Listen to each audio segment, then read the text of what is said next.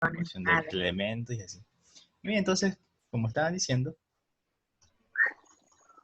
conjuntos son una agrupación de elementos, pero ¿qué tienen que tener estos elementos? En específico, un conjunto se forma por elementos de una misma característica. Entonces, tienen que ser elementos de con una característica.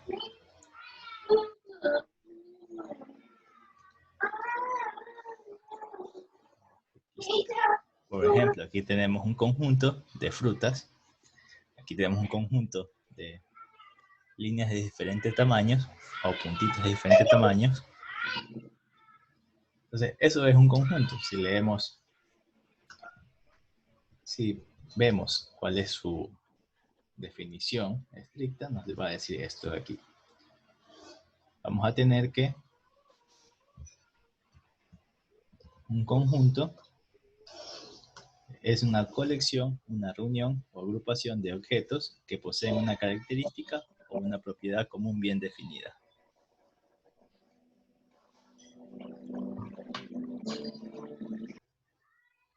Bien, entonces, ¿quién puede dar un ejemplo de un conjunto?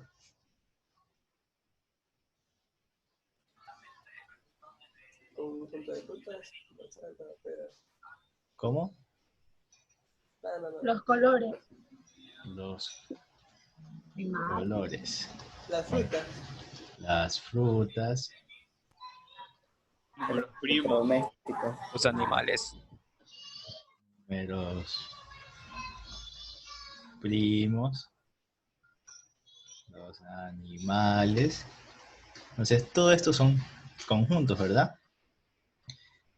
Porque tienen una misma característica. Un conjunto podría ser los estudiantes que estudian, los estudiantes de la clase de matemática de nivelación de el curso gastronomía B1. Eso es un conjunto. Entonces, todo que tenga una característica en común y que se reúna va a ser un conjunto. Muy bien. Entonces, ¿cómo podemos escribir estos conjuntos? Entonces, para poder escribirlo, podemos escribirlo por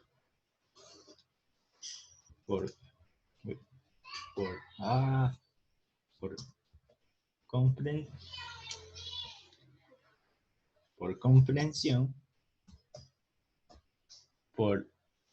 ¿cómo sería por comprensión? Nosotros vamos a expresar los conjuntos con letras mayúsculas, por ejemplo A, el conjunto A.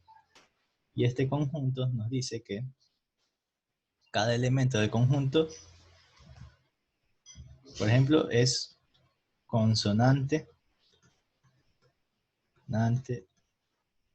de la palabra amistad. Entonces el conjunto A va a estar conformado por las constantes de la palabra amistad.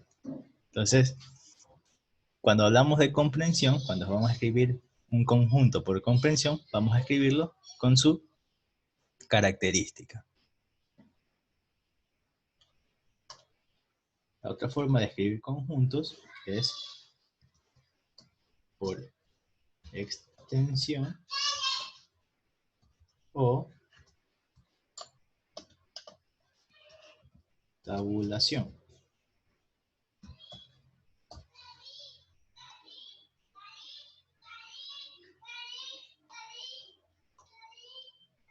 Por extensión o tabulación. Entonces vamos a escribir este mismo conjunto por extensión. Por extensión tendríamos el conjunto A va a estar conformado por la letra M, la letra S, la letra T y la letra D. Por tanto, si tenemos el conjunto A, que es las consonantes de la palabra amistad, ese mismo conjunto A por extensión va a ser M, S, T y D. Entonces escribimos cada uno de los elementos separado por una coma en llaves.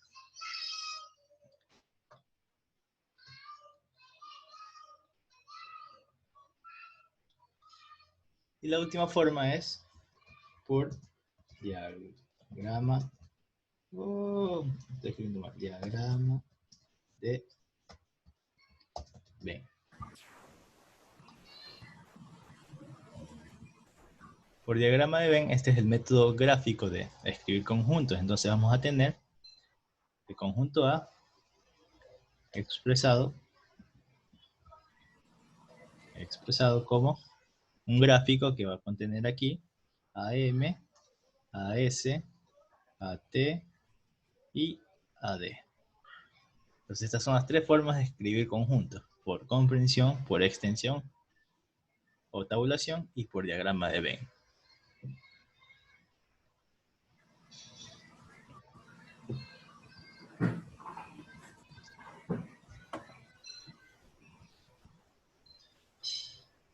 Muy bien. Ahora, ya vimos cómo se pueden escribir. Vamos a ver una propiedad de los conjuntos. Vamos a ver lo que es la cardinalidad.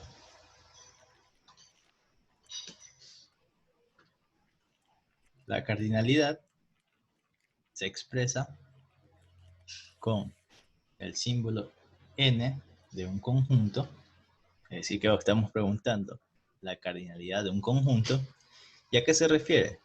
La cardinalidad son el número de elementos que hay dentro de un conjunto. Si yo tengo, por ejemplo, el conjunto A, que era M, S, T y D, la cardinalidad de este conjunto va a ser la cantidad de elementos que tengo. Por tanto, tengo 1, 2, 3, 4. La cardinalidad de A va a ser 4. Entonces,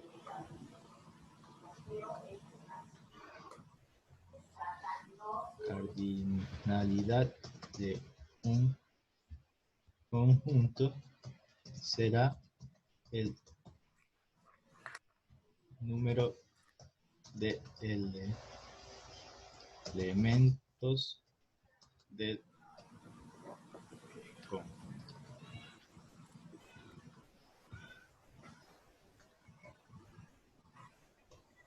Si yo les pongo el conjunto B con estrellita, sombrerito, conjunto 3, 2 y A, ¿cuál es la cardinalidad de este conjunto? ¿Cuál va a ser la cardinalidad de B? 4. 4. Va a ser 4. Porque dentro del conjunto tenemos 4 elementos. Tenemos 1, 2, 3 y 4. Los elementos de un conjunto pueden ser lo que sea.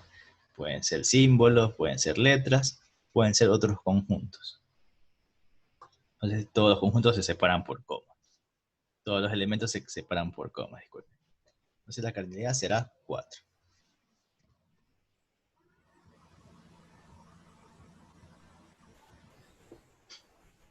Muy bien. Entonces, tenemos claro que cómo se escriben, qué es su cardinalidad. Ahora, vamos a ver unos tipos de conjuntos. Tipos de conjuntos.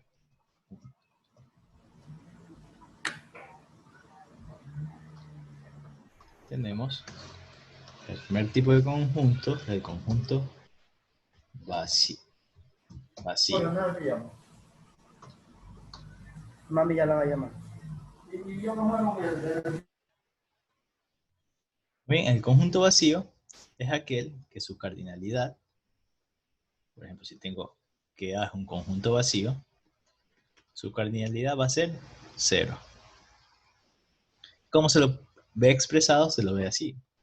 Podemos decir que A es un conjunto vacío. No hay nada, entonces está vacío. También se lo representan con este simbolito.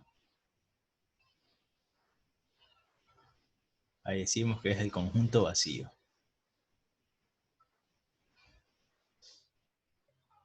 Una forma de escribir por extensión podría ser: es un número par e impar. Digo que el conjunto A es un conjunto que tiene números par e impares a la vez. Como no existe ninguno, esto es un conjunto vacío. Muy bien.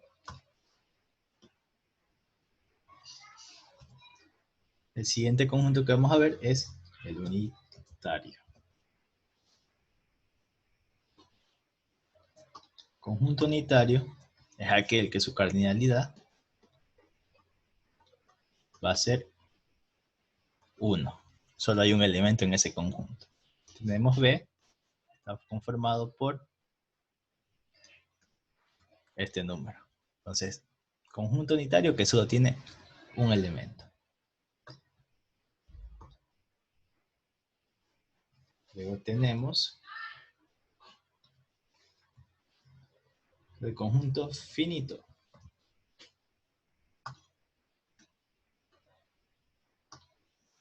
El conjunto finito es aquel que tiene una cantidad finita de elementos. Es decir, que podemos contar hasta cierto punto cuántos elementos son. Entonces, por ejemplo, un conjunto finito serían las vocales, las letras del abecedario, puede ser los estudiantes de matemática de esta aula, y así. Entonces, decimos que son conjuntos que tienen un inicio y un final. Por tanto, podemos tener el conjunto D, que sea 0, 1, 2, 3, 4. Este es un conjunto finito. Tenemos una cierta cantidad. Y podemos saber su cardinalidad, que va a ser 5. El otro tipo de conjunto que vamos a tener es el infinito.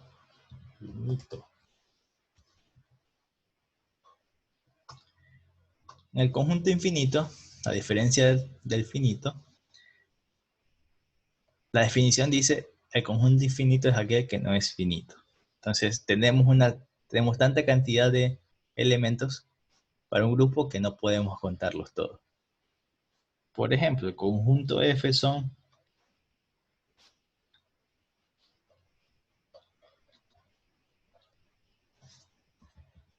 es un número natural.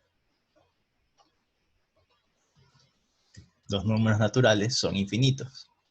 Podemos ir poniendo cada uno, pero nunca terminaríamos. Podríamos poner 1, 2, 3, 4, pero esto sigue hasta el infinito.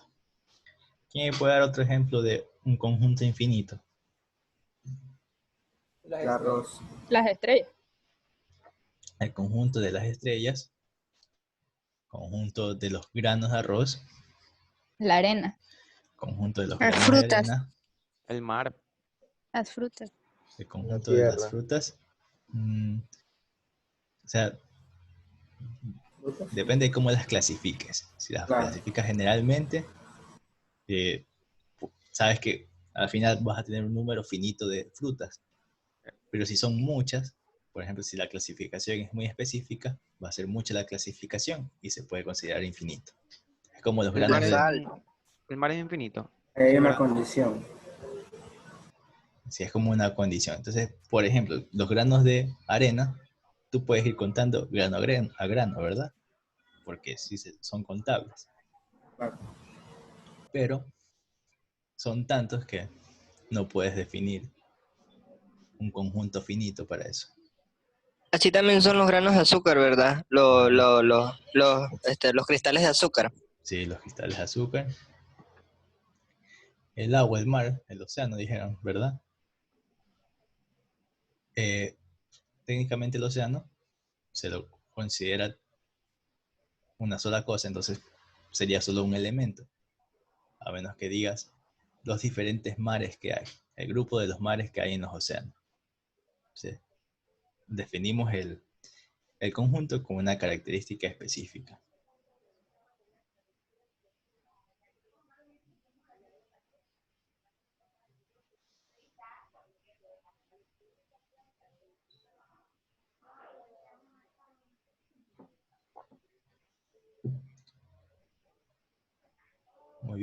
Entonces, estos son los tipos de conjuntos y el último tipo de conjunto que tenemos es el conjunto referencial. El conjunto referencial nos dice que va a haber un marco de referencia en el cual podemos incluir varios conjuntos. Entonces, por ejemplo, yo digo que el conjunto A son los estudiantes de matemática de la nivelación del curso Gastronomía B1. Entonces, ese es el grupo. Puede haber otro grupo que sea, por ejemplo, estudiantes de nivelación de matemática de la carrera industrial, pero su referencia sería el grupo que contiene todos estos grupos, sería de estudiantes de nivelación de la Universidad de Guayaquil. Repite, que no entendí muy bien. Yo puedo tener que, por ejemplo, este conjunto de aquí sea estudiantes de nivelación de gastronomía, de GAS B1. Yo puedo decir que este de acá es el grupo de GAS B2. Son diferentes conjuntos porque son diferentes cursos, pero ellos están en una misma referencia. Las referencias son estudiantes de nivelación de la U de Guayaquil. Entonces, el conjunto de referencia es aquel conjunto que nos hace referencia a los conjuntos que vamos a trabajar. Pero eso forma un todo, entonces. Es como un todo, es como si dijéramos referencia o conjunto universo.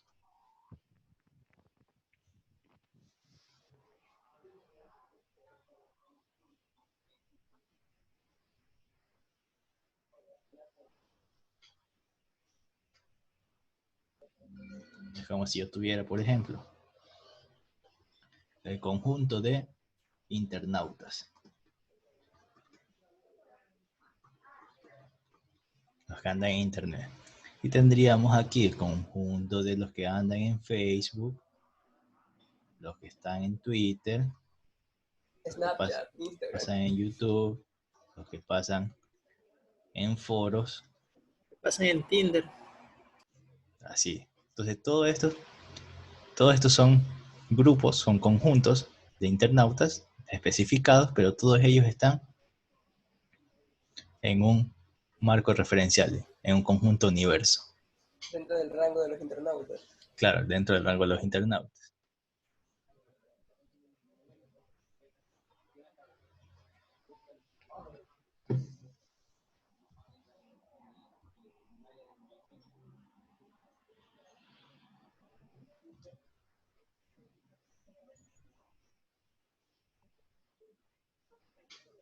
Muy bien. Entonces, estos son los tipos de conjuntos que podemos encontrar. ¿Alguna duda hasta ahí? Profe, si no es mucha molestia, ¿podría repetir el concepto de referencial? Claro. Cuando hablamos de un conjunto referencial, puedes pensarlo como si estuvieras en jugadores de fútbol. Vamos a decir jugadores de fútbol de Ecuador. Entonces, tu marco de referencia, de aquí vas a basar los conjuntos que vas a tener dentro. Por ejemplo, tú puedes tener los jugadores de fútbol del Club de Barcelona, los jugadores de fútbol del Club de Emelec, los de Liga de Quito, los de Liga de Puerto Viejo, y así, ¿no? Pero todos estos son conjuntos de jugadores, ¿verdad? Conjuntos de jugadores de Barcelona, conjuntos de jugadores de Emelec, conjuntos de jugadores de Liga de Quito, de Liga de Puerto Viejo. Pero todos ellos están enmarcados, están dentro de un conjunto más grande, un conjunto referencial, conjunto universo, que sería el conjunto de jugadores de fútbol del Ecuador. Entonces, este conjunto referencial es el que nos va a abarcar una cantidad de conjuntos que dentro de este conjunto referencial vamos a tener otra cantidad de conjuntos. ¿Sí? Ahí más o menos, ¿no?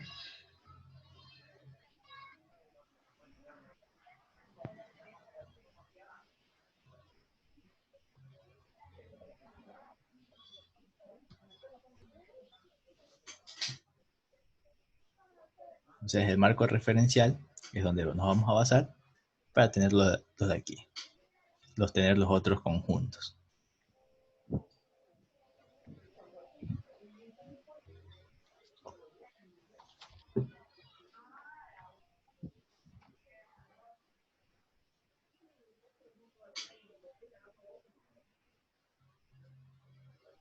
Muy bien. ¿Y cómo se lo escribiría? ¿Cómo se lo escribiría? El conjunto referencial se escribe así. Este conjunto es un referencial. Y aquí van a estar todos los elementos que estén dentro.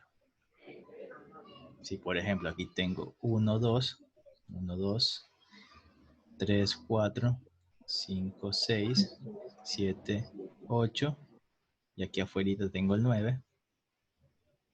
Entonces este marco de referencia va a tener todos los elementos que tiene aquí adentro. Va a tener 1, 2, 3, 4, 5, 6, 7, 8, 9. Yo sé que aquí tendría que B va a ser 1 y 2. E va a ser 3 y 4. No tiene que seguir un orden, o sea, puede ser al azar. O sea, primero podría ir el 9, después el 1, Claro, después el 5. aquí no hay necesidad de orden, pero contar que estén todos. Déjame tomar la captura.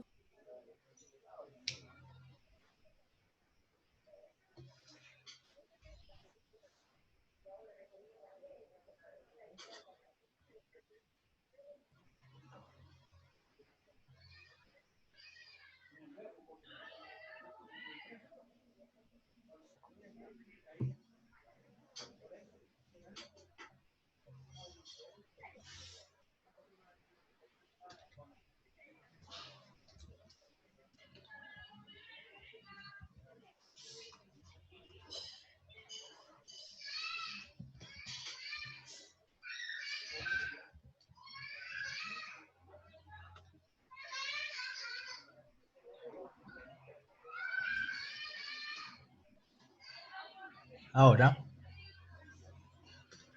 vamos a ver algo que se llaman cuantificadores. ¿Qué son los cuantificadores? De forma sencilla, son símbolos que vamos a usar para expresarnos. Hay dos tipos de cuantificadores. Tenemos el cuantificador universal y el cuantificador existencial. Entonces tenemos que el cuantificador universal se escribe con, se lo usa con este símbolo de aquí. ¿Qué significa? ¿Qué tenemos aquí? Este Para símbolo, todo. para este símbolo, nos va a expresar que vamos a incluir todo, que para todo algo, que todo va a abarcar esto de aquí. Por ejemplo, si yo pongo este símbolo X, 2X más 3X, esto me va a dar 5X. ¿Qué estoy diciendo aquí? Estoy diciendo que para todo X, para cualquier valor que pueda tomar X, se me va a cumplir esta condición. Entonces, este cuantificador lo que me dice es, me dice que va a haber para todo, va a abarcar todo el rango.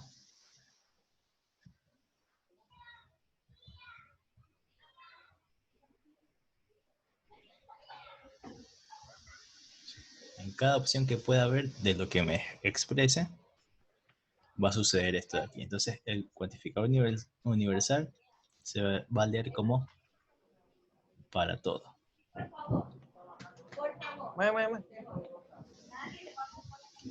En cambio, el cuantificador existencial que se expresa con este símbolo de aquí, una E invertida, me expresa que por lo menos uno,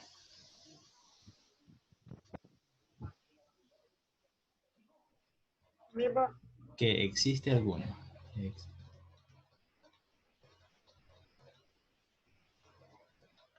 Un ejemplo sería escribir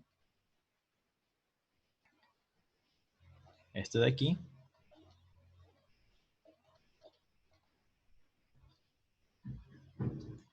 Entonces, este cuantificador lo que me dice es, existe por lo menos una X que va a cumplir esto de aquí. Con lo cual,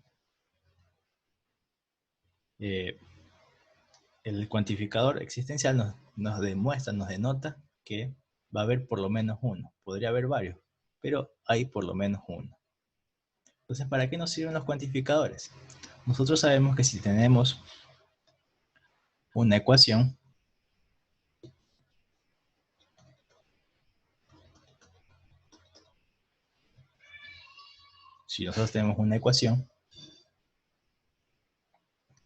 esto no es una proposición, ¿verdad?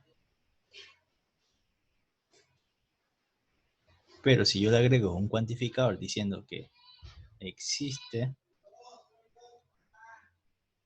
una X que resuelve esto, voy a decir que esto es una proposición. Entonces yo puedo saber si esto es verdadero o falso. Aquí existe alguna X que resuelva esto, es verdadero. Si yo hubiera usado para toda X sucede esto de aquí, esto hubiera sido falso. Entonces el cuantificador en sí lo que me expresa es esto de aquí, dependiendo de que usemos, y nos sirve para transformar, por ejemplo, una ecuación a una proposición. Pero sobre todo se usa más para la lectura. Cuando veamos el símbolo, nos va a expresar que para todo valor de X, o existe por lo menos un valor de X, tal cosa. Es donde vamos a encontrar los cuantificadores.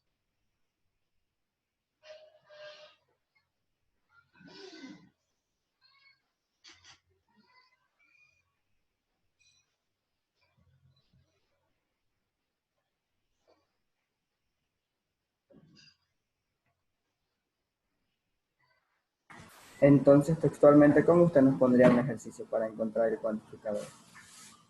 En un texto. Normalmente no es que se pone un ejercicio, sino que se usa como un concepto.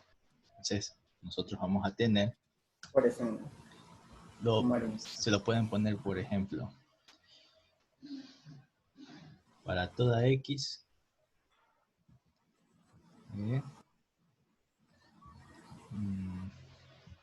mejor voy a poner una, no es que se ponga como un ejercicio, sino como que se lo lee en conceptos, en definiciones.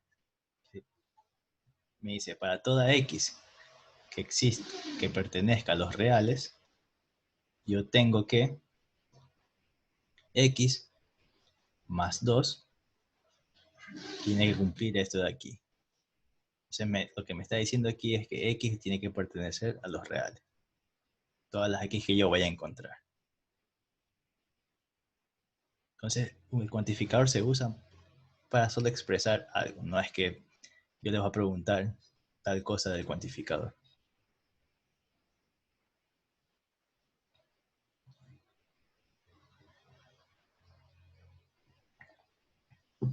Por ejemplo, lo vamos a ver cuando veamos lo siguiente que es subconjunto. Voy a usarlo para expresar una definición.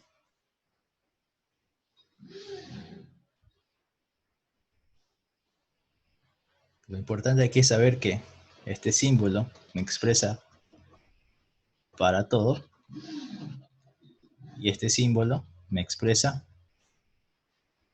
por lo menos uno, que existe alguno.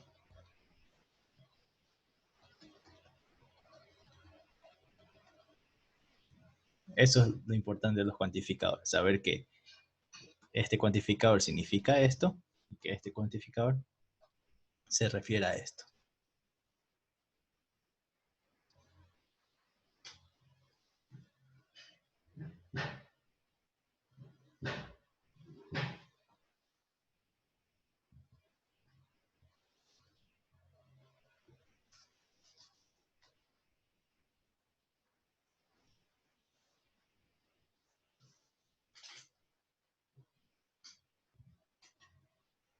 Muy bien. ¿Alguna pregunta hasta ahí?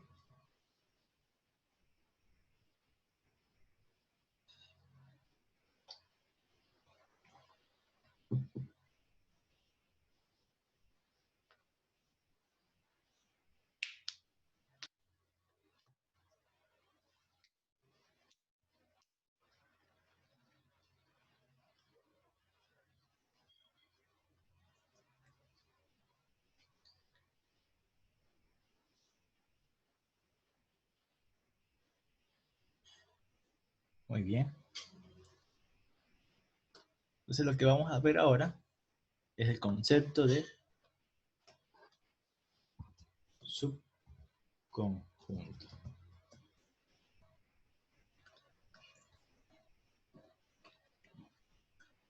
El subconjunto es un conjunto que sus elementos se van a encontrar en los elementos de otro conjunto. Es decir, que si yo tengo el conjunto B, que es el abecedario, A, B, C, D, infinito aquí, o sea, hasta el abecedario, y el conjunto A son las vocales, A, E, I, O, U, yo puedo decir que A es un subconjunto de B. ¿Por qué? Porque los elementos de A los voy a encontrar en B.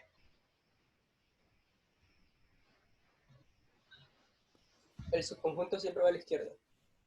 Sí, decimos que A va a ser subconjunto de B. Este va a ser subconjunto del que está acá.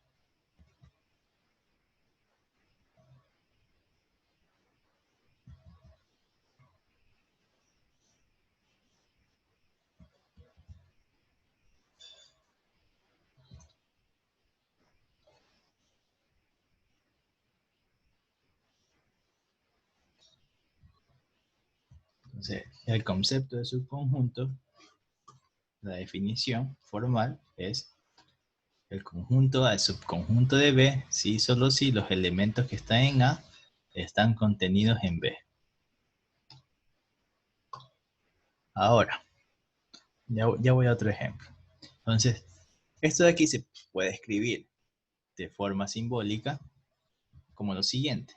Yo voy a decir A es subconjunto de B si y solo si para toda X, aquí uso el cuantificador, para eso es que se usan los cuantificadores, para expresar cosas. Si para toda X tengo que si un elemento, o sea X pertenece a A, por consecuencia, este elemento tiene que pertenecer a B. O sea, esta es la forma simbólica de representar esto que está escrito aquí.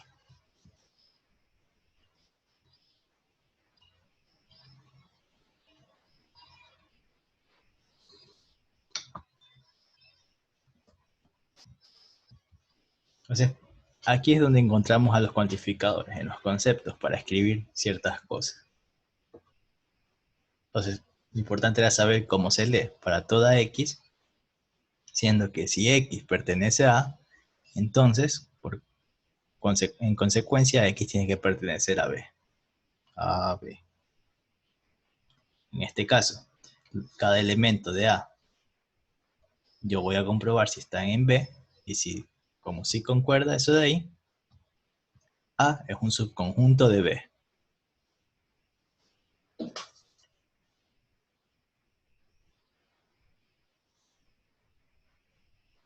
Otro ejemplo es el siguiente. Yo voy a tener A igual a triangulito, cuadrado y estrellita. Y voy a tener que ver es estrellita, cuadrado y triángulo.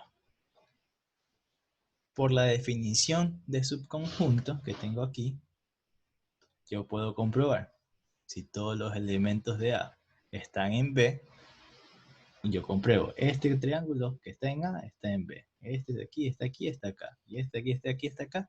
Entonces yo puedo decir que A es subconjunto de B.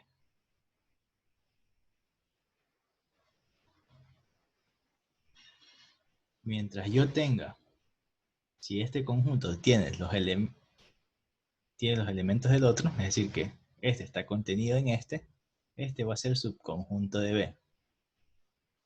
En este caso yo también puedo decir que B puede ser subconjunto de A. ¿Verdad? ¿Estamos de acuerdo? Porque yo digo, los elementos de B están en A, entonces B puede ser subconjunto de A.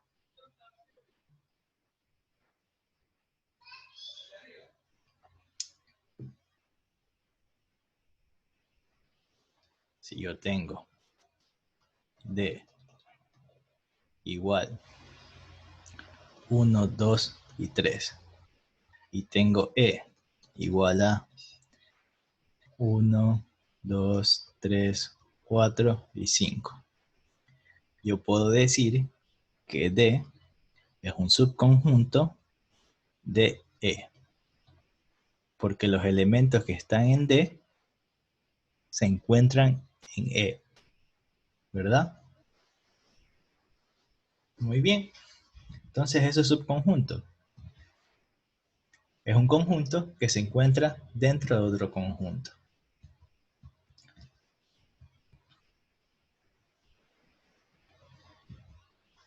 Pero ahora vamos a ver lo que es el subconjunto propio. Subconjunto propio. El subconjunto propio me dice lo siguiente. A es subconjunto propio de B. Subconjunto propio se expresa con este símbolo de aquí. A es subconjunto propio de B si y solo si yo tengo que, si A es subconjunto de B, y tengo que A no es igual a B. ¿Qué significa esto?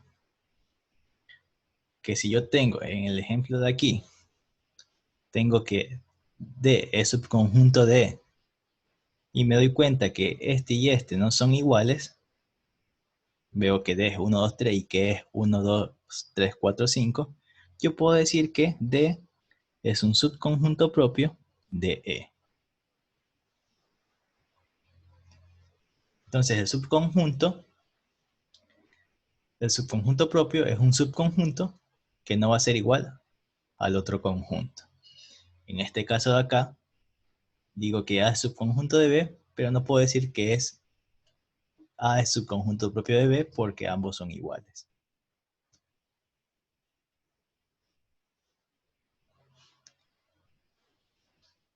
Un poco confuso, ¿no? ¿Verdad?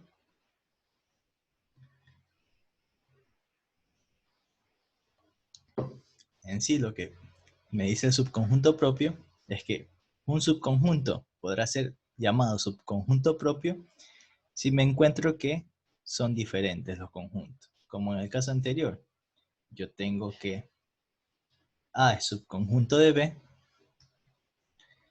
pero como A no es igual a B, A es diferente de B, yo puedo decir que A es un subconjunto propio de B.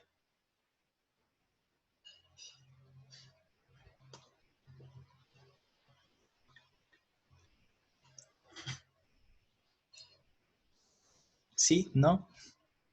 ¿Más o menos?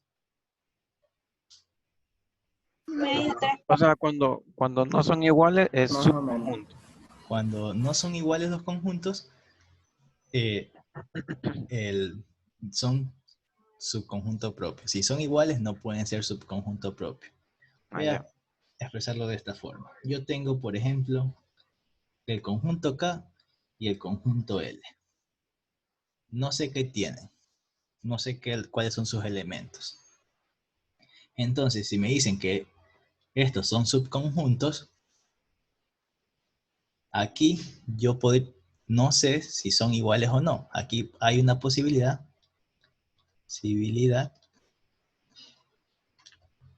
de que K y L sean iguales. Si me dicen que K es subconjunto de L, puede ser que estos sean iguales. Pero si me dicen que K es subconjunto propio de L, yo sé por la definición que K no va a ser igual a L.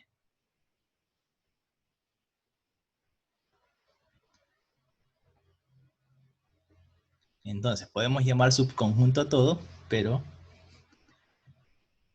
solo podemos llamar subconjunto propio si K es diferente de L.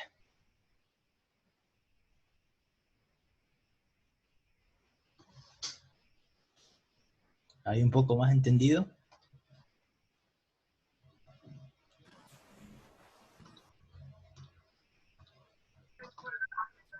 ¿Dónde está? Te voy a pasar hacia atrás de 2 hojas. Sí, ya voy. En un momento. Esto es... Estoy buscando algo. Espérenme un momentito.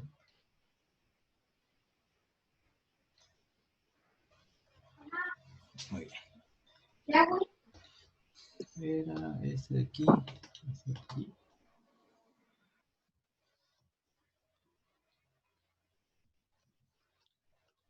Este de aquí, ¿verdad? Eso me preguntaban. Yo solo quería notar algo que no había notado. Gracias, profe. Ya listo.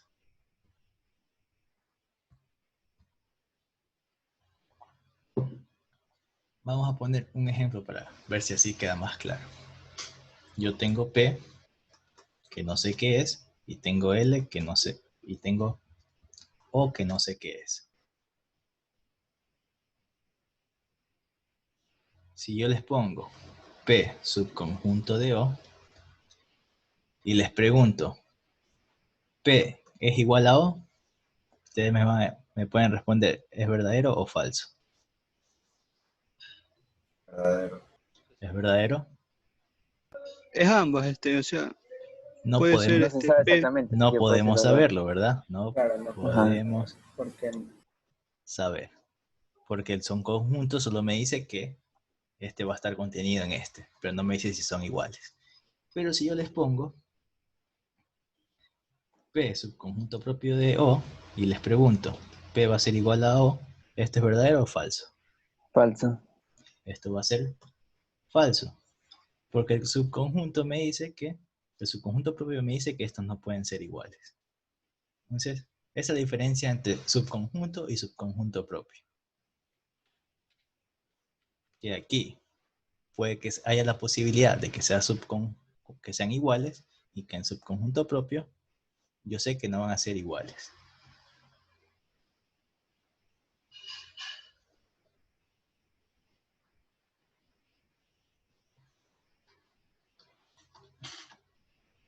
Es como en este ejemplo. Yo puedo decir que A es subconjunto de B, no pasa nada, pero como yo sé que A no es igual a B, yo puedo decir que A es subconjunto propio de B.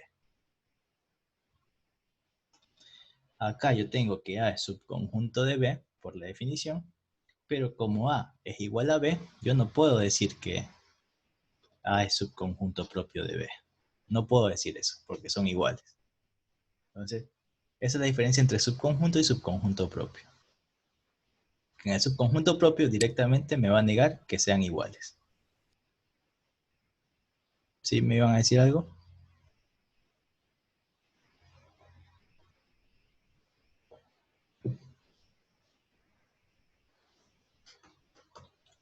Entonces, por eso es este ejemplo de aquí. Si yo no sé que tengo aquí y aquí, y me dicen que P es subconjunto de O, yo no puedo saber si son iguales. Podrían serlo como no podrían serlo, como en el primer ejemplo.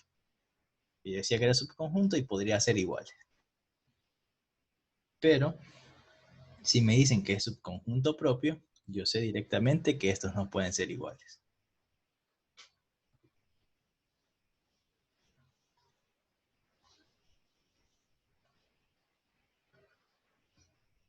¿Más claro? ¿No?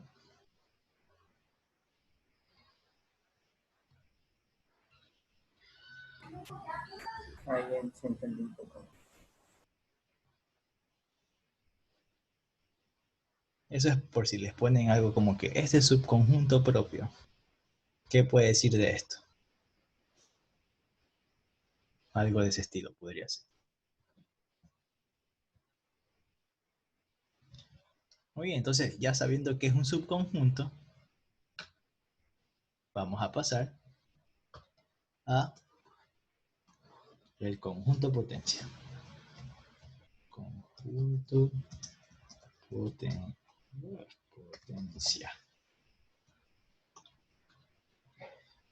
¿Y qué es el conjunto potencia? El conjunto potencia es un conjunto que va a tener todos los subconjuntos de un conjunto. Es decir, que si yo tengo A, por ejemplo, que sea 1 y 2, el conjunto potencia que se expresa como conjunto potencia de A, con la P de A, potencia de A, va a ser todos los subconjuntos que pueda sacar de aquí. Es decir que un subconjunto sería este de aquí, otro subconjunto sería este de aquí, otro subconjunto sería este de aquí, sería este de aquí, y el último subconjunto es un conjunto vacío. El conjunto vacío es un subconjunto de cualquier conjunto. No faltaría el mismo conjunto. Aquí está. No, o sea, Aquí está. no se pone. Ya. Sí, perdón. Entonces esto también se puede escribir como esto de aquí. Me doy cuenta que esto en realidad es A, entonces escribo como A. Y el conjunto vacío lo puedo escribir como esto así. Y así me quedaría mi conjunto potencia de A. Voy a armar los diferentes subconjuntos con los elementos que tengo en A y lleno el conjunto potencia.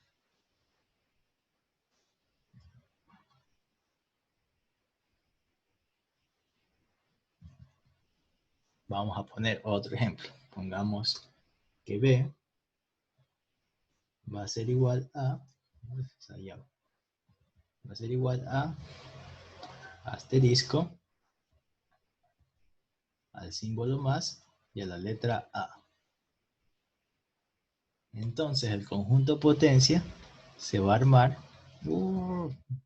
conjunto potencia de B será, primero, el conjunto potencia va a ser todos los subconjuntos que pueda sacar de estos tres elementos. Entonces el primer subconjunto sería asterisco, este es un subconjunto, otro sería este de aquí, otro sería este de aquí. Cada uno individual. Luego, podría buscar las combinaciones. Asterisco con el más, asterisco con la A, podría buscar más con la A. Otro subconjunto sería el mismo conjunto, sería B. ¿Y qué me faltaría? Faltaría el subconjunto, que sería el vacío.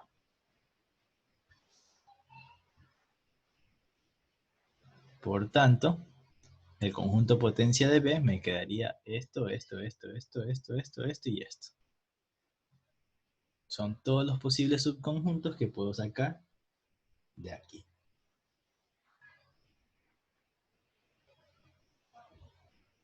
Ahora, la cardinalidad.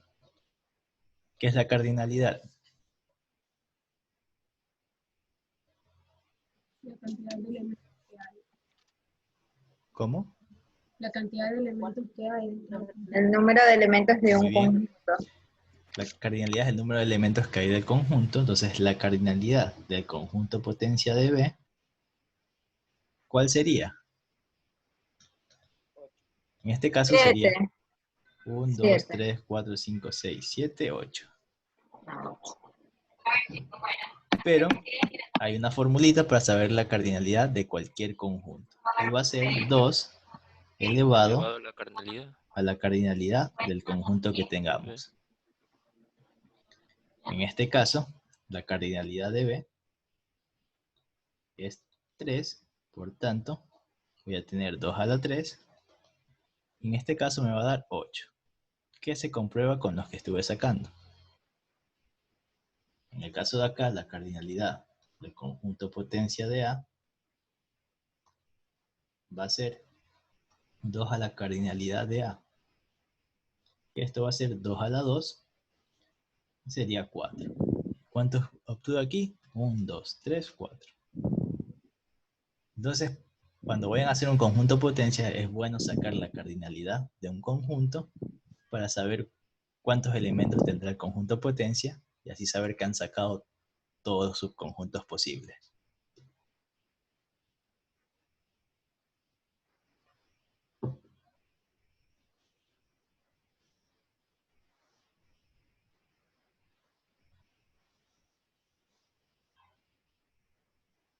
Vamos a poner un ejemplo para que realicen ustedes. Tendríamos el conjunto, P no, pongamos el conjunto D. Va a estar formado por 1 y el conjunto asterisco omega. Quiero que me digan cuál es la cardinalidad de D, la cardinalidad del conjunto potencia de D, y quiero que me digan el conjunto potencia de D.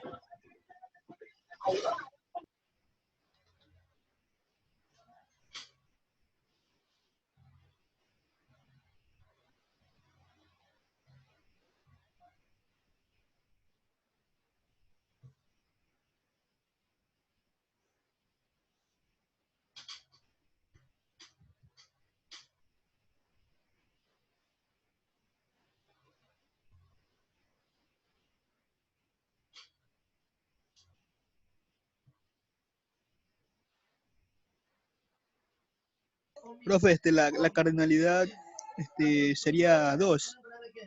El conjunto potencia sería 4 y lo otro sería... Ya me perdí, aguante.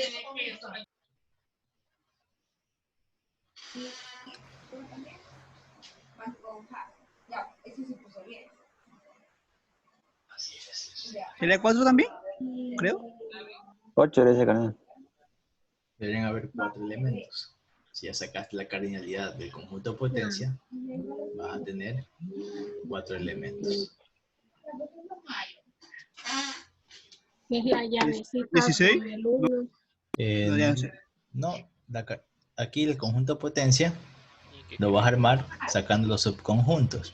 Entonces, como sabes que la cardinalidad es 4, vas a tener 4 de aquí. Entonces, vamos a realizarlo. La cardinalidad es el número de elementos que hay en el conjunto. Entonces,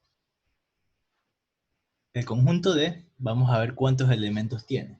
Tiene el primer elemento, 1, y el segundo elemento, el conjunto que está formado por esto de aquí.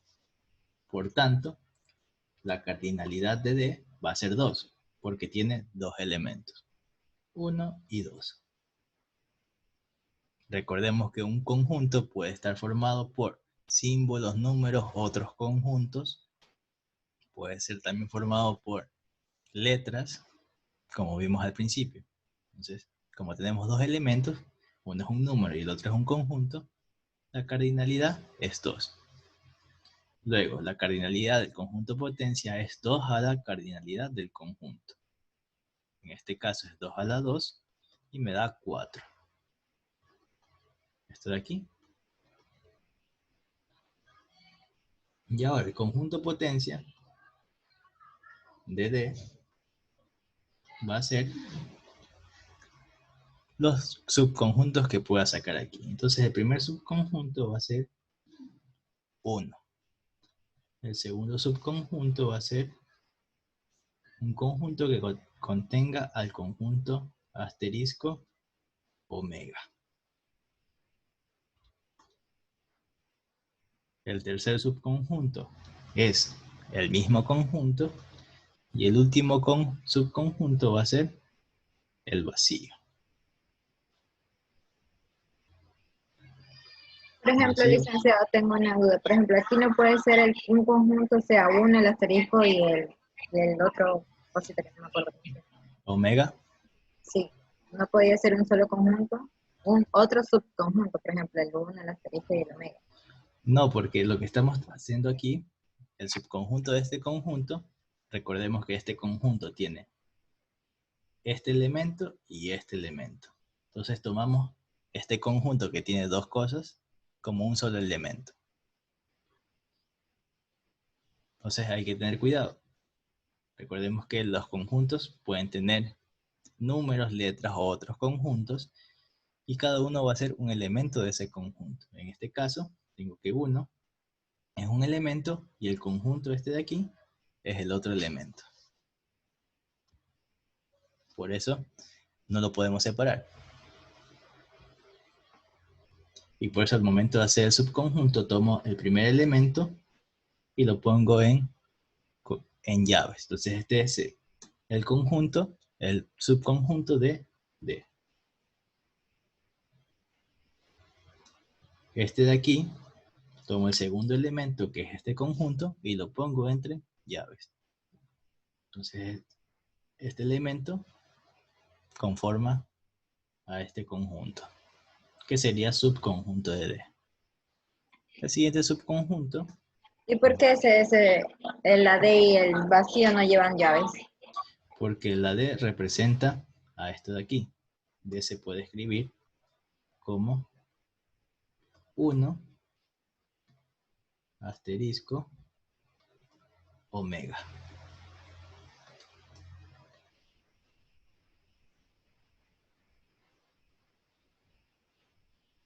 Porque aquí está. Así lo tengo definido. D es el conjunto 1, coma, el conjunto de esto, de aquí. Entonces, para no escribir todo esto, puedo resumirlo escribiendo como lo tengo nombrado. Y el vacío, yo sé que el vacío, lo dijimos cuando dijimos conjunto vacío, tenemos que es esto de aquí. Llaves vacías. Ese es el conjunto vacío. Puedes escribirlo como este vacío o puedes escribirlo con las llaves.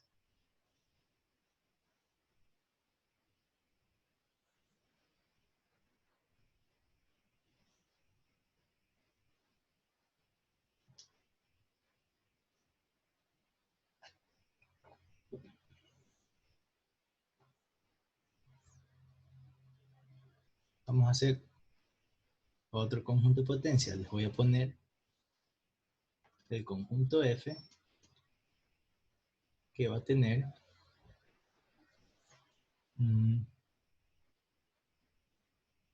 pongamos la E, el conjunto 1,2 y pongamos sombrerito. Primero, antes que nada, ¿cuál es la cardinalidad de F? ¿Cuántos elementos tiene F? 3. Tiene 3 elementos. Muy bien. Ahora, vamos a buscar cuál es la cardinalidad del conjunto potencia de F. 8. 8. 8. Sería 2 a la 3, sería 8. Entonces, el conjunto potencia de F va a tener 8 elementos. 8. Con lo cual comenzamos. ¿Cuál va a ser el primer subconjunto? Vamos a tomar A la E, la E, la E. la E. La E. 1,2 es el otro. Como El segundo Uno. subconjunto sería 1, 1,9. porque como este es un Uno. conjunto, se lo pone dentro de otro conjunto.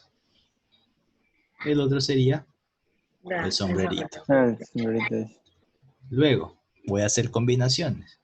Voy a coger la E con el conjunto. Este es otro subconjunto. La Por ejemplo, cardinal... ese así no se podía hacer en el anterior ejercicio, porque ahí sería otro conjunto, así como en el anterior. Si en el anterior ejercicio, si lo hubiera puesto así, me quedaba esto de aquí, ¿verdad? Pero este de Sí. aquí lo tengo definido Ya, como ya, ya. el conjunto grande. El siguiente subconjunto va a ser la E con el Con sombrerito. el sombrerito. Estos dos subconjuntos, ¿cuál es la cardinalidad de este subconjunto de aquí?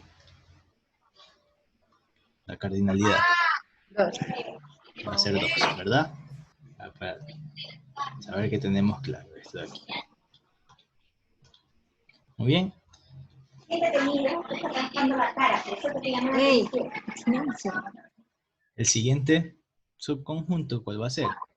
Va a ser El sombrerito. el conjunto con el sombrerito.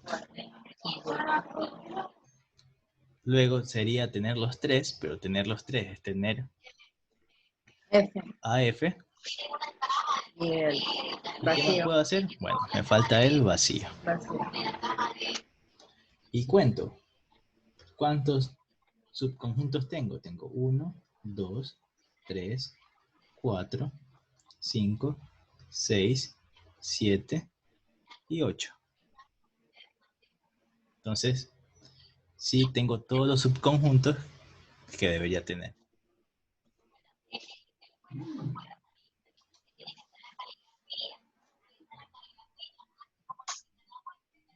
Nunca se cayó.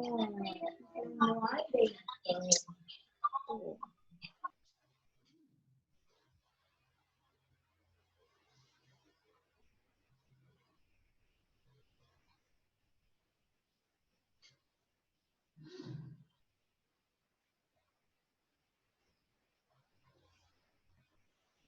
Muy bien, entonces para dejarlo ya completamente claro, vamos a hacer el conjunto G, que va a tener 1, 2, 3 y 4. Me dan la cardinalidad de G, la cardinalidad 4. del conjunto potencia de G, 18. 16, 16, 16. y me van a dar el conjunto potencia de G. Si tenemos que aquí es 4, aquí va a ser 16, porque es 2 a la 4. El conjunto potencia de G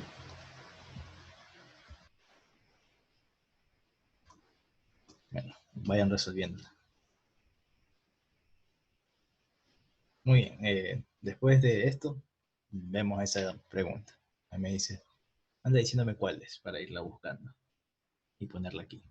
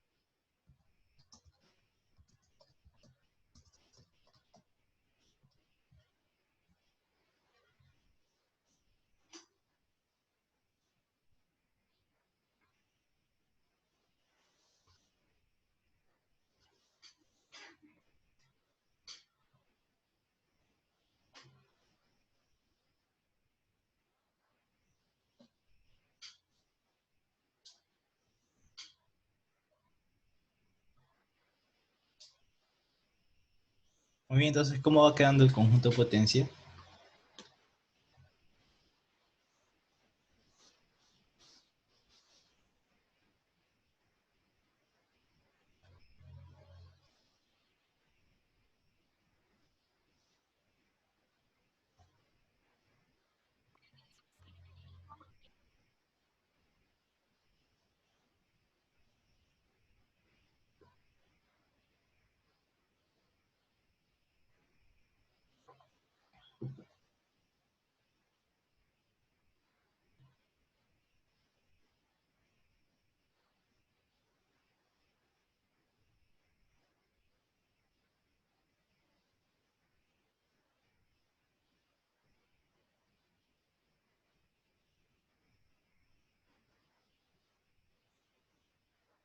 Muy bien, entonces vamos a hacer el conjunto potencia. Como tenemos 4 elementos, vamos a tener 16 elementos en el conjunto potencia. Y comenzaríamos poniendo cada uno de los elementos en un conjunto para hacer un subconjunto. Por lo tanto, tendríamos el 1, el 2, el 3, el 4, ¿verdad? Luego, haríamos pares de 2 en 2. Tendríamos el 1, 2. Tendríamos el 1, 3. Tendríamos el 1, 4. Tendríamos el 2, 3. El 2, 4. Y tendríamos el 3, 4. ¿Verdad? Estas son las combinaciones que se pueden hacer con dos elementos, con dos números. Entonces tendríamos este con este, este con este, este con este, este con este, este con este y este con este. Luego vamos a hacer la combinación de 3. Y tendríamos aquí, coma. 1, 2, 3, no. 1, 2, 3. 2, 3, 4. Tendríamos el 1, 2, 4.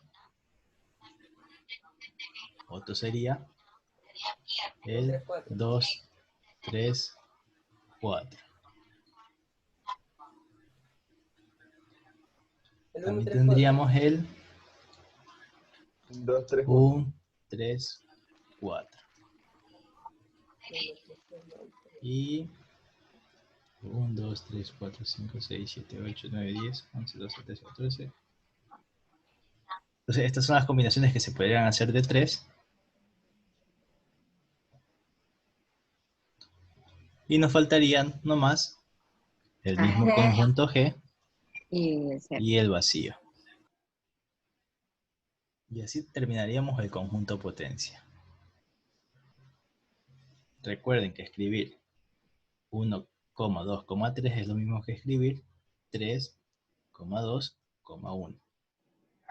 Estos son iguales.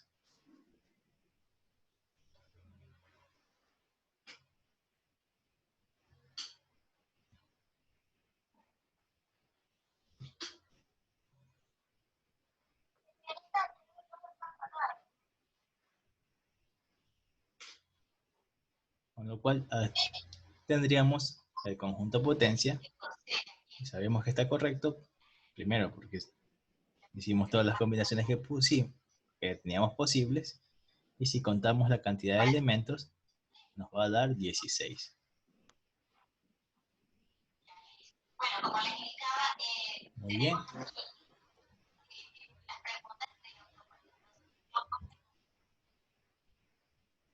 Por tanto, antes de seguir, alguien tiene una pregunta sobre el deber. Así que, para revisarla ahorita. ¿El trabajo autónomo? ¿Qué? Sí, del trabajo autónomo. Ah, O de un ejercicio aparte. No, sí, de la tarea dice. Algunos no lo hemos terminado todavía. No le podría decir. Si me dicen cuál es, para revisarlo aquí rapidito.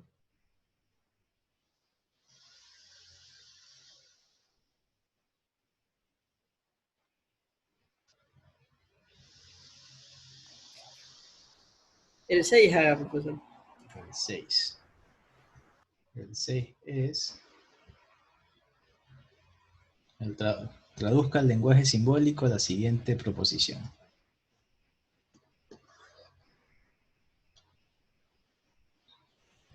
Muy bien. Entonces tenemos el ejercicio 6.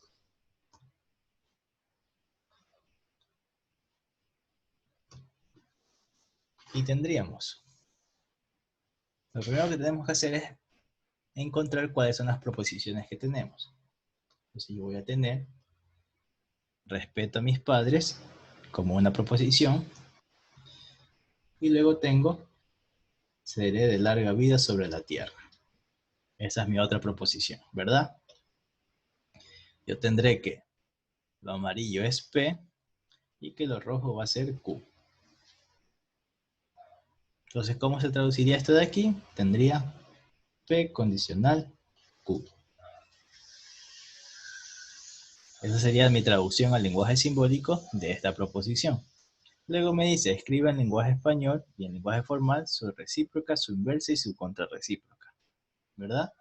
Entonces, de aquí, de esta forma condicional, la voy a transformar a su recíproca, que sería Q condicional P, luego a su inversa, que sería no P, no Q, y luego a su contrarrecíproca, que sería no Q, no P. ¿Verdad? Eso sabemos la condicional. Y ahora, lo que nos faltaría sería escribirlo en lenguaje español. Yo sé que P es respeto a mis padres y que Q es seré de larga vida sobre la tierra. Con lo cual, voy a traducir esto que tengo aquí. Primero, voy a traducir Q condicional P. Entonces voy a poner, tengo que Q es seré de larga vida y P es respeto a mis padres. Puedo escribirlo de la siguiente manera. Sí,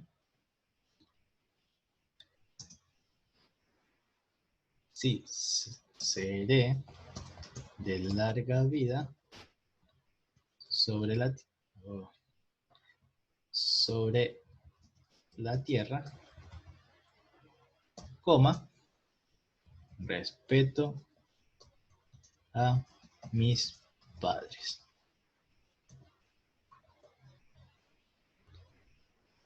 Aquí si hubiera querido hubiera puesto un entonces, tranquilamente no, si quiero no lo pongo y ya está. Entonces, traduje Q condicional P, si seré de larga vida sobre la tierra, respeto a mis padres. También pude haber escrito respeto a mis padres sí, seré de larga vida sobre la tierra. O usar una de las otras formas de condicional que tenemos. La siguiente me dice, no P, condicional no Q. Entonces tendré, sí, no respeto a mis padres. No respeto a mis padres, coma, no seré de larga vida sobre la tierra.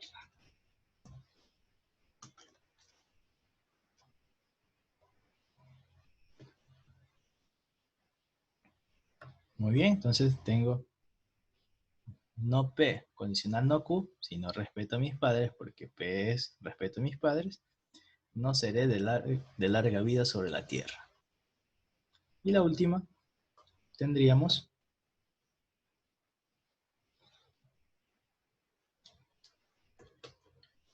si no seré de larga vida sobre la tierra, no respeto a mis padres.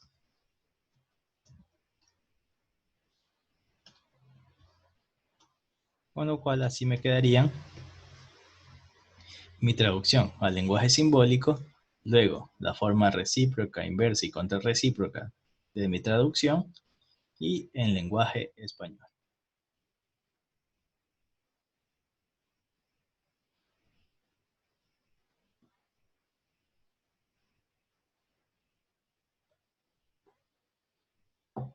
Aquí, los conectores que pudieran haber usado puede ser cualquiera de los que hemos visto.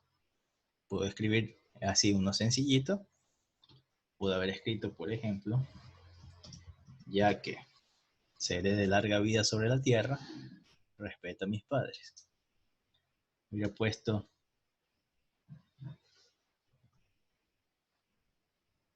¿cuál era otro? Voy a poder poner aquí. No respeto a mis padres. Solo si no seré de larga vida sobre la tierra.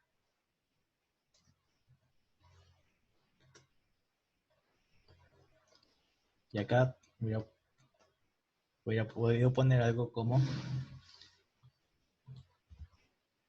con la condición de que no seré de larga vida sobre la tierra, no respeto a mis padres.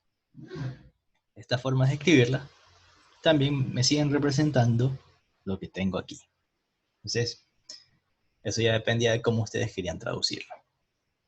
Pero si hubieran usado solo el sí, entonces, estaba bien, porque seguía significando lo mismo.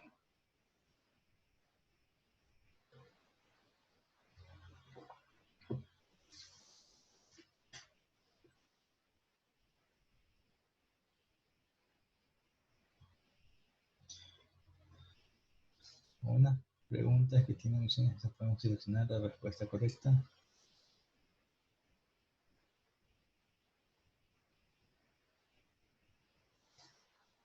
¿Como cuál pregunta? Un ejemplo, la 7. Por ejemplo, la 7. Lo mismo le iba a preguntar. La 7 ahorita le iba a preguntar lo mismo.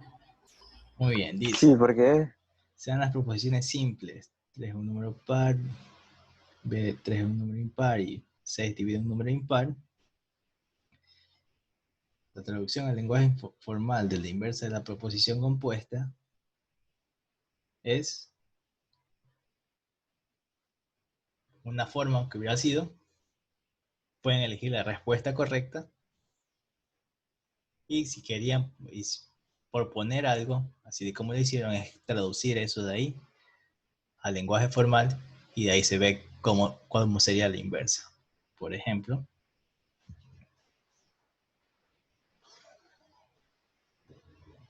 voy a ponerla aquí en la pantalla, aquí, tengo esto, ¿verdad? Esa es la pregunta 7. Yo sé que A es un número par, B es un número impar y C es 6 divide A 3. Con lo cual traduciría, 3 es un número impar, pero no es par. Por lo tanto, si divide a 6, si 6 divide a 3, 3 no es impar. La traducción sería, 3 es un número impar, eso es B, y no A, condicional, tengo C, condicional, no B. Esa sería la traducción de lo que está aquí. Y lo único que tendrían que hacer es buscar su inversa. ¿Cuál va a ser su inversa? La negación de ambas.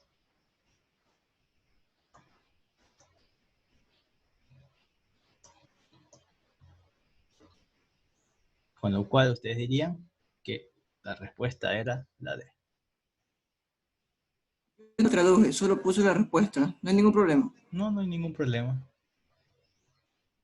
Por poner algo así hubieran puesto como era la traducción. Y ya de aquí se ve cómo va a ser la respuesta. Pero si no pusieron nada, no pasa nada. En la 1, solo había que poner si era proposición o no proposición, creo. Ah, no. No, en la 1 solo es seleccionar cuántas proposiciones son. No, ahí decía que era verdadero o falso. Que había que explicar por qué. En la 1 dice la cantidad de enunciados que representan proposiciones es igual a, y ustedes elegían la opción.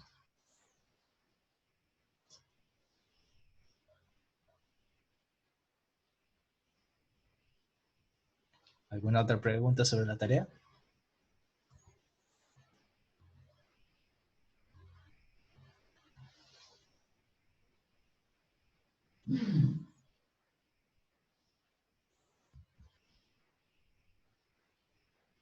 Si no, alcanzamos a ver una última cosa antes que se acabe la hora.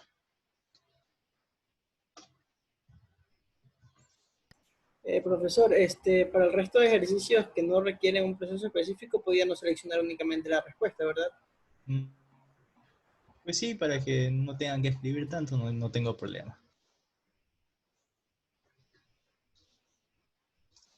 Ahora sí. Antes de que acabe la hora, vamos a ver esto de aquí rapidito.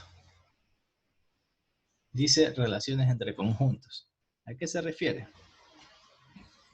Vamos a tener dos tipos de relaciones entre conjuntos. La igualdad entre conjuntos y conjuntos disjuntos e intersecantes. Primero, la igualdad entre conjuntos.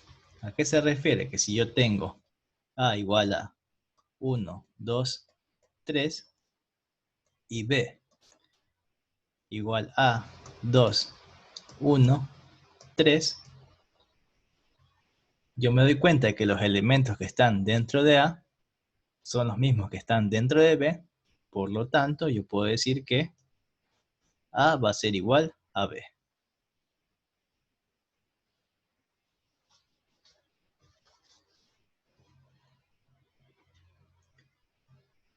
La forma formal de decir esto es, podemos decir que A va a ser igual a B, si y solo si A es subconjunto de B y que B es subconjunto de A, como lo vimos al principio, en subconjunto. Pero con tal que tengan los mismos elementos en ambos conjuntos, esto va a ser una igualdad. Muy bien. Entonces, esa es igualdad entre conjuntos y conjuntos disjuntos e intersecantes. Entonces, primero vamos a tener los conjuntos disjuntos. Nos dice, A y B son disjuntos si solo si A y B no tienen elementos en común. Es decir, que si tengo que A es 1, 2 y B es 3 y 4, me doy cuenta que los elementos de A, ningún elemento está en B. Por tanto, no tienen elementos en común, y como no tienen elementos en común, son disjuntos. Si lo vemos gráficamente, sería que yo tengo A de este lado, tengo 1 y 2, y tengo B de este lado. Y tendría 3 y 4. Son dos conjuntos que están separados, o que no tienen nada en común. Conjuntos disjuntos son aquellos que no tienen nada en común. Por el contrario, los intersecantes Son solo los que tienen un solo número, o sea, un solo par, como 1, 2 y 2 y 3. son los que tienen al menos un número. Solo un número en común. No solo uno, que tiene por lo menos uno. Ya. Profesor, ¿Sí? disculpe que yo tengo un problema con la computadora y se me apagó. Tuve que apagarla y reiniciarla. No pasa nada. Yo le quería preguntar, es que se me cerró, sobre la pregunta 10 del trabajo autónomo. Muy bien, entonces. O sea, yo la hice, pero le pregunté igual a otros compañeros, entonces me dieron otro resultado, entonces quiero saber si... Muy bien, traducir al lenguaje simbólico, ¿verdad? Sí. Este de aquí, para comprobarlos todos. Yo tengo esto y voy a ver qué proposiciones tengo. Tengo David consigue dinero, que también está, no solo hay esa de ahí. Tengo se compra el libro, que también está por aquí. Tenemos cambia su cheque, cambia el cheque. Y tenemos verde, puede pagar sus deudas. Y paga sus deudas. Voy a poner que lo amarillo es P, lo rojo es Q, lo azul es R y lo verde es S. ¿Y cómo me quedaría la traducción? Me dice, David consigue dinero y se compra el libro solo si cambia su cheque. Como tenemos solo si, lo que está al lado de solo si va después, tendríamos por lo tanto P y Q condicional R. Esto sería la primera hipótesis. La ponemos aquí. Conjunción a la siguiente. Pero, si no cambia el cheque, no puede pagar sus deudas. Entonces, cambiar cheque es R. Entonces, si no R, condicional, no S.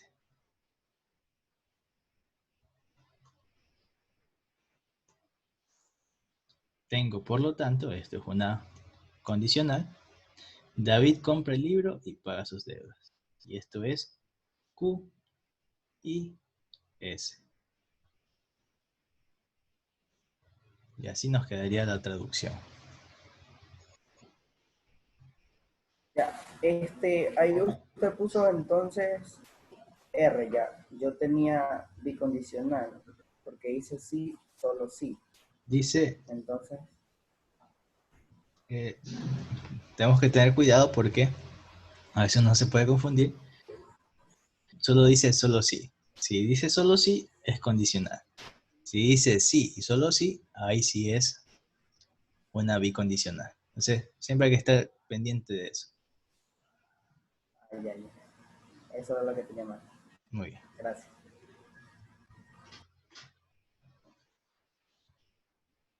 Retomando de acá. Profe. ¿Sí? Pero, o sea, no debe, en el ejercicio ese, no debería ir primero R condicional, lo que está ahí. Eso sería si tuviéramos cualquiera de los otros conectores. Tuviéramos el sí, el ya que, en consecuencia tal, pero tenemos el solo sí. Recordemos que habíamos dicho que si tenemos solo sí, lo que está al lado del solo sí, lo que está de este lado, va a quedar del lado de acá de nuestra condicional.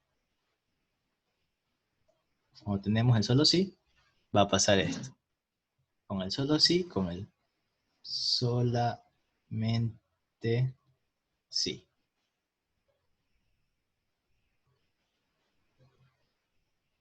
Si tenemos estos de acá, por ejemplo, el ya que, el sí, ahí sí tendríamos que eso iría primero, condicional, lo otro. Pero en el solo sí, lo que está al lado del solo sí va a ir después y lo otro va a ir primero.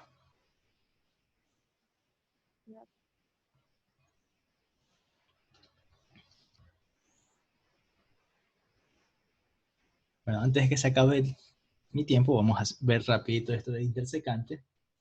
Los intersecantes, voy a hacer una nueva página, se refiere a que intersecantes, que si yo tengo, por ejemplo, A igual a 1, 2 y 3, y tengo B, por ejemplo, como 3, 4 y 5, estos dos conjuntos van a ser intersecantes porque tienen por lo menos un valor que coincide. Es decir, que si yo hago el diagrama de Venn, esto se vería así. Aquí tendría A sería 1, 2 y 3, y B tendría 3, 4 y 5. Se intersectan. Tienen por lo menos un valor en común. No significa que solo necesiten un valor. Aquí puede haber, por ejemplo, aquí podría haber el 6, el 7, y por tanto, acá también tendríamos 6 y 7, y eso también entrarían aquí. 6 y 7. Y estos seguirían siendo intersecantes. Muy bien. Por lo tanto, intersecantes serían que tiene por lo menos, que mínimo debería tener un valor que coincida en ambos conjuntos. Algo que tengan en común. Que tengan por lo menos uno, mínimo uno. Pueden tener 100, pueden tener 200, pero para que sea intersecante, la condición necesaria es que sea mínimo uno.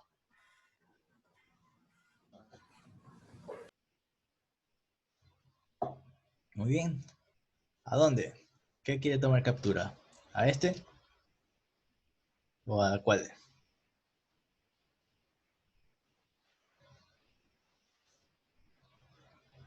Señor Mendoza, ¿a cuál era? Ese. Ah, ok. Hasta aquí sería la clase de hoy día. Ya nos veríamos el día lunes de nuevo. Así que disfruten el feriado. Que tengan una bonita tarde. Sigan disfrutando de sus clases. Profe, buenas tardes. Pues, sí, esto de aquí. Mañana no hay clases. Mañana no hay clases. Antes de irnos, Figueredo Morales.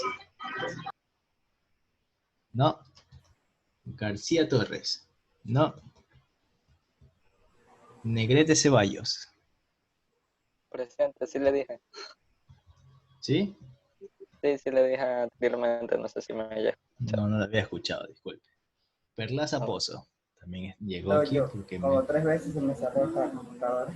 Sánchez Méndez, la señorita que está aquí. Aquí estoy, profe. Y... Profesor, disculpe. Dígame. Antes que se vaya, ¿nos puede ayudar con el ejercicio 8 de la tarea? El 8 de la tarea. Sí, antes que se vaya. Rapidito. Rapidito. El 8 es... Ah, ok, este de aquí.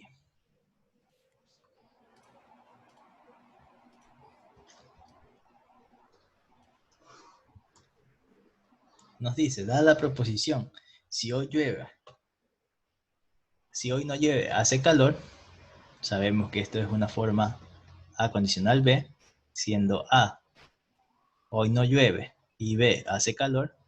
Nos dice, escribe en español 5 formas diferentes de expresar la condicional. Si recordamos cuando habíamos visto la condicional, hay formas de expresarnos como el ya que, el sí entonces, el solo sí. Entonces lo que ustedes tienen que hacer es escribir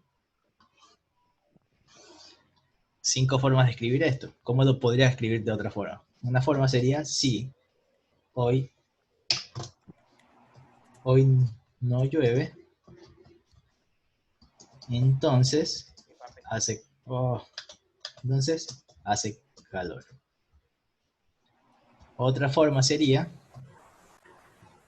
hace calor ya que hoy no llueve. Otra forma sería hace calor Solo si llueve. hoy Solo si, no llueve. solo si hoy no Con llueve. el solo sí sería de la siguiente manera. Sería, uy, ya está viniendo el otro profe. Creo. Entonces, con el solo sí sería hoy no llueve, solo si hace calor. Entonces, estas son formas de escribir la condicional con otros términos, con otros conectores. También puede ser hace calor solo si hoy no llueve. Si me pone hace calor solo si hoy no llueve, me estaría diciendo B condicional A. Recordemos que el solo si lo que hace es que lo que está al lado en la condicional va a estar después. Por tanto, solo si hace calor y B hace calor, lo va a hacer que sea de este lado. Bien, entonces son formas. Traten de usar otras, no copien estas mismas. Hay bastantes formas ahí en la página 14 del libro, 55 del PDF creo que era. Ahí pueden ver cómo se puede escribir. Hasta aquí sería la clase de hoy. Disculpen que los apure, pero tengo que liberar el aula para el siguiente profesor. Si es que no me toca a mí mismo en esta aula. No, necesito liberarla. Así que espero que tengan una buena tarde, que sigan en clases y nos vemos el día lunes. Que tengan un bonito fin de semana y un buen feriado en casa. Gracias, gracias, Hasta licenciado. mañana, profe. Hasta lunes. Hasta lunes. El lunes. Por ahí vi. Salud. Salud.